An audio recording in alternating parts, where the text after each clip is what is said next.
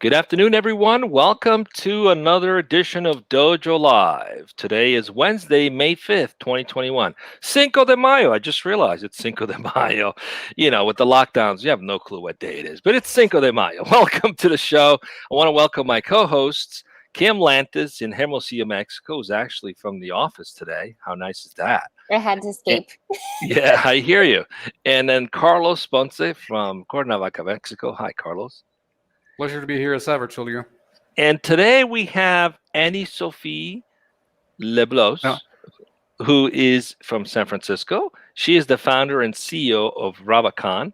And we're going to talk to her about Industry 4.0. 4.0. So if you're wondering what that is, stay tuned. It's only 25 to 30 minutes. We won't waste your time, we promise. Before we get started on the topic today, let's get to know Sophie a little bit. Sophie, please introduce yourself. Let us get to know you. Hey, yes, thank you very much for having me. I'm Anne-Sophie. As you can already tell, I have an accent. I'm French, yeah, I started my career in Europe, in different countries actually, Spain, Germany. My whole career is about procurement and is industrial procurement actually. I started as a buyer in CPG company Reckitt, and then I moved to aeronautics when I was a buyer there as well, at Rolls-Royce in Germany, then automotive cost reduction manager for Visteon. And then I decided to move to the US and ended up at Fitbit as a global commodity manager, looking after sourcing innovative materials. And so I got into entrepreneurship, and now I have a company, and that's my whole life. So I can talk about hobbies, but actually my hobby is essentially my company right now. Awesome. Well, it's good to meet you. Thanks for joining us.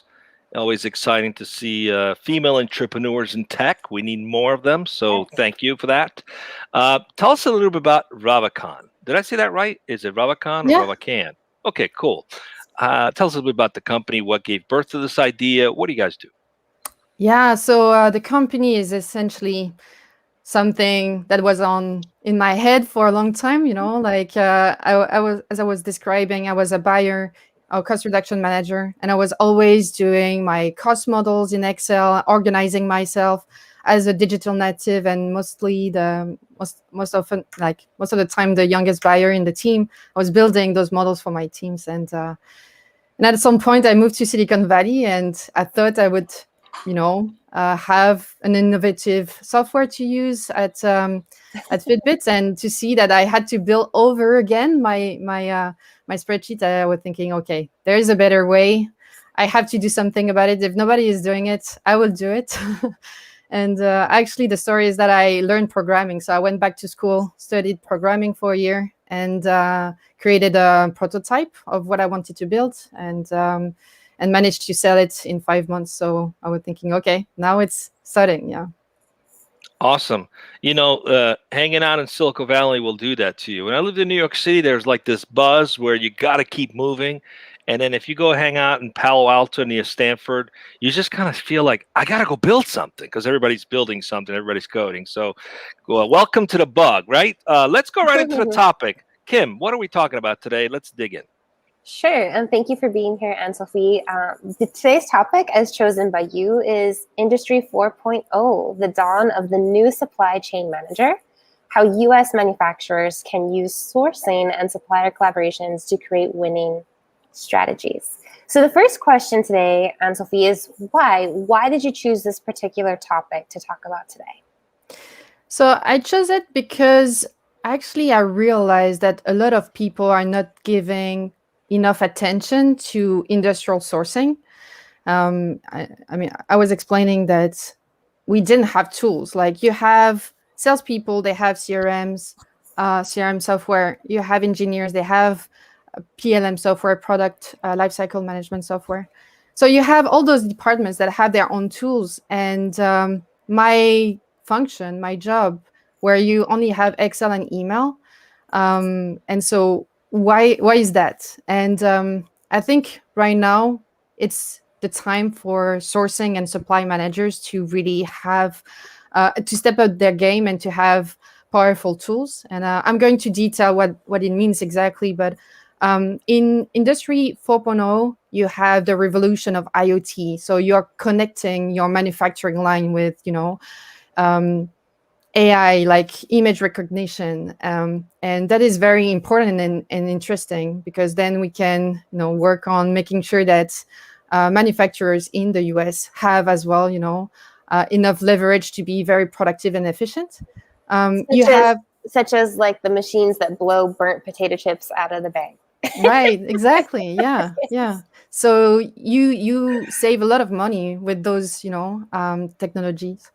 And as well, there is a lot of things going on with logistics, like how do you track, goods around the globe, how you track where they are, how you solve critical problems related to duties and blockage on the Suez Canal. But beyond that, you have as well actually the strategy of where do you want to buy your goods and your components. What suppliers do you choose to work with? And this is something I want to talk about today. So how is that done today, Anne-Sophie? Because I was lucky enough to work in some industrial design IoT houses back a few years ago. Mm-hmm. And in the supply chain, in the logistics space, I mean, it's really challenging even to put a LTE type device that will stay on for several weeks, especially when you're shipping something on a cargo ship. And then there's also the challenges of different cities in different parts of the world that don't have the same infrastructure. So right. Is that, this is going back probably 10 years now, in the early days of the IoT. Has that evolved now to the point where you can have visibility and infrastructure, and those partners, those suppliers that provide that capability, are they more valuable in the supply chain? Well, how's that evolving today? So yeah, it depends on the commodity or the category of product, right? So you would have electronics components, and where you're sourcing is very important, because then you need to select the right partners. And you can see as well with the strategic choice of Apple to build their own chip, that here there is a strategic choice on how we want to select components. And then you have raw materials that follow the same patterns, and mechanical components, where for mechanical components you design, and the challenge is how do you design a component that is easy to manufacture, easy to source, and you can switch sources. This is the whole thing. And how it's done, actually, it's done with a lot of experts. So people that are specialized in buying certain type of products, and they have the knowledge, they have the network, and so it's still very manual. And they negotiate creating their own models with Excel spreadsheets and emails. Yeah. Anne-Sophie, I have a question. Your platform, cloud, Ravacan, your cloud platform, you say that, well, it empowers manufacturers to get the unfiltered truth about their product costs, right? Yeah. So taking the unfiltered part, does this mean that there's some kind of filtered truth that might hinder the efforts of these companies and the success of these companies at some point? Yeah, I mean, that's a very good question. The fact that when you send requests for quotations to your suppliers, you send them with, an email, and maybe you're going to add a cost breakdown template in an Excel, but then you will get an Excel back. And so it's very hard to consolidate everything and to keep track of the evolution of the different proposals. And how does a change in the cost breakdown of a component impact the overall product, right? So the end product you're making. So essentially what we are doing is to automate part of the interactions between the buyers, the suppliers, and the contract manufacturers, if they have some, especially in consumer electronics or CPG, for example. And then suppliers, they can manage their cost breakdown and share it with the buyers. And actually, when you have this first step, you have visibility over who's supplying your components. And then you have a second step, which are the supplier of your suppliers. And there it's very hard to get visibility, and especially when you have, legacy tools. So our platform is giving possibility as well to the buyers to visualize their supply chain and to get, more strategy in place beyond the first tier. Yeah. Speaking of strategies, I know that particularly with this generation of workers and the upcoming generation, purposefulness and meaningfulness are much more important to us than perhaps generations prior. Yeah. Part of that being certifications, ethical, so I'm lost of words for here, but obtaining materials, raw materials, and otherwise in an ethical manner, etc. So would your product also help manage those type of components that might just not be number crunching, but other elements of decision making that might matter more to me? Yeah. At this point, we don't necessarily focus on this. The first step for us is to give visibility, and then you take action.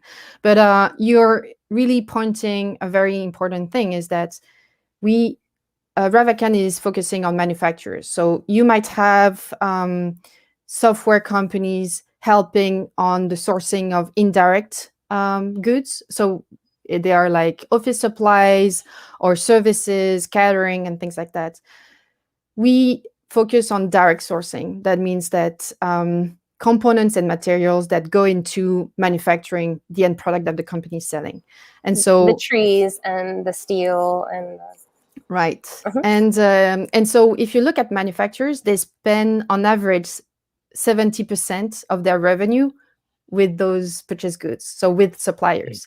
So that means that actually the core resource that you're bringing to your company and then you're delivering on is actually outside your company.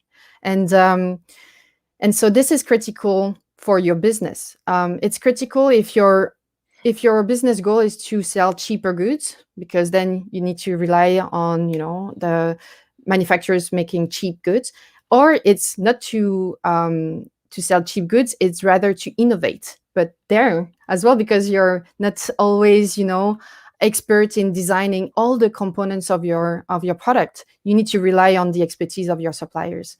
And then so you're offloading some control to your suppliers, and then you can bump into some problems around, where my materials are really sourced. Is my labor 100% legal, or is my supplier subcontracting to some population that should not be employed? It's interesting. I would assume today that's got to be quite a challenge for someone to do that manually, work with spreadsheets and then have some sort of control whenever there's a change that happens, and not having that transparency. It's all based on relationships. Does this kind of transparency and visibility, as well as collaboration that this enables, also improve the risk of things like fraud, and such? And what are the next sort of, as people adopt this, as companies adopt this, what are some of the things that out there are asking for? It's kind of like you solve a problem and then suddenly there's a slew of other problems that you would think, oh, I want to solve that too. So what are the next things that are coming up? Yeah, that's yeah. I mean, in the culture of purchasing, you find those examples with millions of dollars that have been actually, taken away by employees because you didn't have the transparency or the processes in place. I have to say that now companies, they are more structured and they are more sensitive to that. So, but yeah, obviously this is something that would have more attention from buyers. What I like to say is essentially what we are creating is like an autopilot. So it's not replacing the work of buyers, but it's empowering them to get more precise data, and so they can focus on what is really important, right? And so where they can really use their expertise, not to do VLOOKUPs in Excel, but rather to focus on building relationships, strategize, on their supply chain, and delivering value to their organization. Why do you suppose that this was a space that had been, let's say, ignored for so long? The idea of a supply chain manager, it makes perfect sense. You talked about, CRMs. I don't know how long they've been around, but I'm guessing decades. Yeah. So why did it take so long for this aha moment to sort of catch on and the need for a supply chain manager? So supply chain managers, they have been around for a long time. The problem is that they didn't have really tools, right? I think the use of Excel is great because you can start from zero and stop pretty quickly. It's versatile as well. You build your own models, and the perspective of thinking, okay, actually sourcing is very complex. It's different from one company to the other. But giving my experience, working for very different industries, I can tell you that the patterns are the same. So maybe the vocabulary is not the same, but a lot of things are the same. And as well, it's just that, I would say industrial buyers are people that like the thrill of building things as well, but not necessarily have the competence to create software. And as well, a lot has been done on the indirect side, but the complexity of the direct side, the manufacturing, has slowed down the process. But I think now it's a good time to change that. Yeah, that's a story we hear often on our show. Somebody who has no tech experience whatsoever, and like you, a lot of experience in a different industry, and says, you know what, this needs to exist. And like you, they finally are the one with the courage to do something about it. So congratulations. Anne-Sophie, I'm thinking of your concept of Industry 4.0.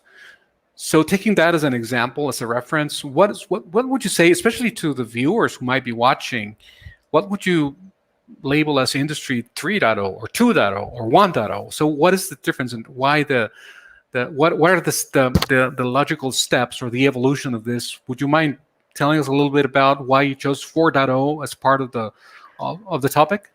Yeah, like 4.0 stands for the new revolution of the industry, right? So the different numbers before were the different revolution in manufacturing, where you had first the implementation of the manufacturing line with the Ford new system of production, and then the surge of the internet, and now it's IoT. So actually, Industry 4.0 is not really used in sourcing yet, and I think we should put sourcing and supply chain management into Industry 4.0. Yeah, because this is that makes sense. Yeah. So I'm curious about, a lot of companies, a lot of tech companies, they are very focused in the US market or English speaking markets, and they don't often face the same challenges manufacturers face, which are sourcing product worldwide. So there's multiple languages and cultural differences. How is the software or the platform facilitating that communication between different countries and languages? Is that the next wave, or is that already built in? How are you planning to handle that?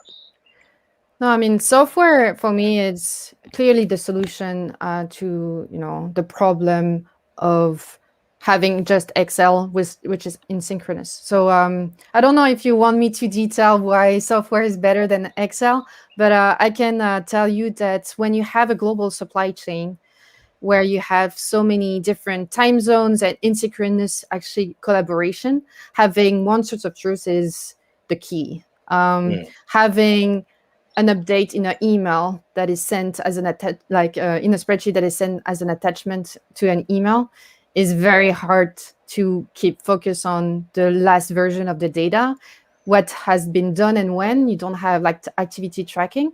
So here with Ravacan, you have one source of truth. Everybody's looking at the same version of the data, and you can see who has done or changed what anytime. And as well, you can automate, you can generate reports, you can speed up your work, you can let the software do some reminders or even some repetitive task. Yeah.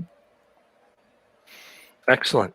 So, how many customers are adopting this today? Where are you seeing which sectors are adopting this faster that you're noticing who are the early adopters? Let me ask that question that you're noticing. So our product right now is industry agnostic. So it can serve a multitude of different industries. But let's say that consumer electronics and CPG, packaged goods, are the main two industries. And why I think consumer electronics is that they are right now innovators. They need to stay on top of the game, and they have competition, and so they have to make sure that 70% of their suppliers, 70% of their revenue is well spent with the right partners. And CPG, because those companies, usually bigger, global companies, they have been trying to optimize their supply chain for a long time, and they still are in need of powerful software, and so this is where we serve them as well, and we help them, taking the best out of software technologies. Yeah. Cool. Okay. Specific to Ravacan, what would you describe your company culture as? What is the company that you're looking to build? Who are the type of people that you want working with you? Yeah, that's an interesting question. I tend to, have the same characteristic as industrial buyers. I really love industrial sourcing for reasons. So it's a job where you need to be analytical. So you need to lead with data, but you need to value relationships and build relationships, right? You need to be interested in other cultures and be willing to travel the world, and to strategize as well. And so essentially this is as well in our culture, where we value relationships. We put our customer first, and team member and team collaboration is very important.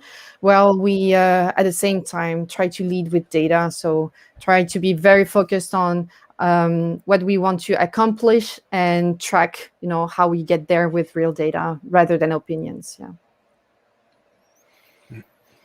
Very nice. Great. So, go ahead, Carlos. No, I was just going to say that I was going to encourage Anne-Sophie that because we're approaching the final segment of today's interview, maybe she has some words of wisdom for would-be entrepreneurs or people who are actually embarking into the tech entrepreneurial spirit. What sort of advice would you give them? The first advice is surely to try, right? Because I know that it could be it could be hard to jump into this. And to be honest, when I was in Germany, I did a startup weekend, and that was mind blowing. Startup weekend, I don't know if you know, it's an initiative that started with Google, and so you team up with people, and for a weekend you bring an idea to life. So you have business people, designers, and software engineers, and you can build something within the weekend and pitch at the end. And this is a fantastic experience. So anybody can try it. There's no big commitment. I think we refer to that as a hackathon, at least here. That's similar. Yeah, and but it doesn't need to be a technological product, so it could be anything for participating. And so this is a really good experience, because then you can feel or have a sense if you like this energy, and if you could lead in that circumstance. And so I actually won a startup weekend prize, and I went back to my manager saying, well, I want to really create what we've built this weekend, and they allowed me to have one day to work on my project per week. So I was working 4 days a week, with 1 day plus the weekend to work on my project. But then I realized that it was, not enough to really get the thing going. So you have to jump 2 feet into the unknown, and that's what I would recommend. So that was the birth of Ravacan. No, that was another project long Okay. time ago. Yeah. Very cool. Also, that Oh, I no. don't know who your previous employer was, but I think it's great that they were able to encourage that culture for you as well as for them. Yeah. That's great. Yeah, that's true. I can relate to that. That's how DojoLIVE was born, right? Similar, Right, Kim? yeah. Yeah. Very cool. Okay. Cool. So Anything? I guess my final question for you, you brought this up, and I think it's something that's near and dear to our hearts here at Ancora or all around the globe, and that was this idea of cross-cultural communication. So you being a French woman, I believe living in the United States, having worked in, you mentioned Germany, I think you said Spain. What would you say, what kind of advice would you have for us, all of us living, but also specifically working in a global community cross-culturally? Is there anything, perhaps misunderstanding, conflict, or something that you've come across in a really great way to sort of easily adapt or maneuver in an environment like that? What would a piece of advice be?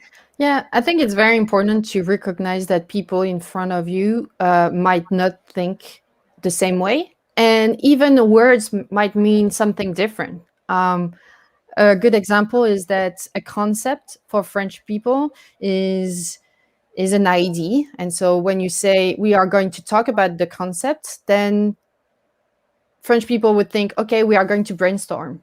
But Germans, a concept is really something very detailed, is like a report, right? And so when you say to Germans the same thing, they are going to come super prepared, and they're going to be frustrated that the French just show up with their ID, you know?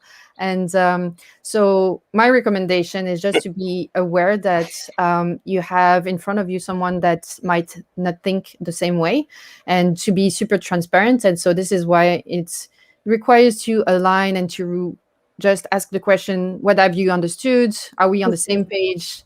This is what we are expecting. And Yeah, I love that. It's naive about that, but yeah. That ability to pause for, even if it's just a moment, and think, could this be cultural? Like, are they really, an unprepared blabbering moron, or is this cultural? Yeah, you're totally right. Yeah, exactly. Sometimes you end up with both, but but that's an interesting concept. Yeah, totally.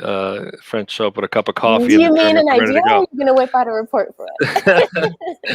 So, what I'm hearing, Anne-Sophie, is if you sitting around doing your work and are frustrated by the lack of tools or technology or automation or just innovation to do your role to be more effective at it, go ahead and build it. I mean, that's essentially what you did, right? I mean, you aligned yourself with people who could help you, who can give you the support needed to take an idea into fruition, into actually creating a product. And So, that's loud and clear. If you're a practitioner of some sort and you're struggling with something, you get an idea, just go do it. yeah. There's never been a better time to go do it. And in the context of sourcing as well, I think it's time for sourcing managers and supply managers to go to the next level and to actually go into relationships with their suppliers that are at the next level. What I mean by that is in the 70s or 80s, it was very common to just squeeze the suppliers to get money out, it's just cost reduction. But now in the new environment where we actually need to pick the right partners to innovate, we need to actually bring on more analysis of the product, the design to manufacture, how I design my product so it's cost efficient and innovative. And for that, you need tools to be able to go deep into the cost and the supply chain strategies. Yeah. Cool. So we have an audience question. Okay. What advice would you give to a supply chain that does not use software? To use our of course, to use hers. Take a lot of medication. Yeah, I mean, it's not easy, of course, to jump into a new software, but we are, I believe, the new generation of sourcing software, and so I invite everybody to connect with me on LinkedIn, and we can have a look on how we can help you. But for sure, I mean, we can create a proof of value and a business case to help manufacturers reach their goals. And a pilot is going to have a lot of difficulties, going across the Atlantic without autopilot. So I know it's exciting to jump into spreadsheets and try to figure things out, but I believe that sourcing managers, they need to focus on something else than crunching data, and rather on strategize and making sure that their hardware company is surviving, because it's not easy to generate profits out of hardware, and so you need to put everything you can on your side. Yeah. Well, it's been a pleasure to have you as our guest. I really liked what you said about the importance of relationships as well. And the truth is, the more strategic companies, the more successful companies knew that years ago as well. They didn't squeeze their vendors like, or, penny pinch them all the way. They actually established those strategic relationships. And today, you just have to do it, or you're going to be out of business. So it's been great to have you. We wish you a lot of success. Thank We'll have you. to check in with you later to see if you have some additional use cases for us to share with us. Just stay with us as we go off the air in a minute. What do we got coming up? We have one more show tomorrow, right, Carlos? One more, yeah, All right, cool. one more show, Tulio. And in case you're wondering how to fuse security and compliance in the cloud native pipeline, that's exactly what we're going to be talking tomorrow about with our guest, Mayor Goldberg, the founder and CEO of A Policy. That's the name of the company, A Policy. And the topic is going to be security and compliance automation for DevOps and Dev Security Ops.